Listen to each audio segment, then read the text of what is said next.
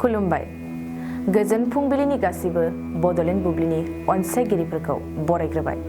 दिनै 26 जानुवारि रबिबारनि फान्जामुथिखौ फरायथिनो लादों आंखिलिखां ब्रह्मआ। फान्जामुथिनि गिबियाव दं मेष राशि। देहानि फारसे मोजां, देहानि बेमार आजारनिफ्राय रैखा मोनगोन, गोग्गो देहाजों गोख्रों खामानि मावनो हागोन। वृष राशि। नखराव धोन सम्पति जोबस्रांगोन, रांखावरिनि आंखालाव दुखु जानांगोन, दिनै दुखुजों समखौ बारहोनांगोन। मिथुन राशि।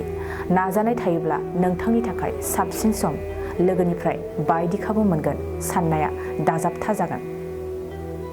कर्कट राशि। नोंथांनि थाखाय मोजां सान, हरखाब धोन मोनगोन, लटारिफोर लायोब्ला जुफिनो हागौ। सिंह राशि। समजों आवगायनो हानाय नङा, नोंथांनि थांखि लानायखौ हेंथा होगोन, लोगोआनो नोंथांनि सुथुर जागोन। कन्या राशि। नखराव रां रुफा जोबस्रांगोन, आरजिनायनिख्रुइ बांसिन खहा जागोन, नखरनि धोन खहा जानायखौ मिथिस्लाबनाय नङा। तुला राशि।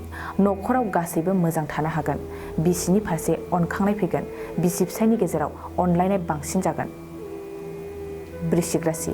दावबायनायनि फारसे मोजां सान, हरखाब लोगोजों गुबुन जायगायाव दावबायगोन, गोसोनि साननायखौ गुबुननो फोरमायगोन। धनु राशि। मावनो लानाय फिसा खामानिखौ मावफुंनो हानाय नङा, गोसोनि लोरबांथिया नोंखौ जेरावबो जाफुंसार होनाय नङा। मकर राशि।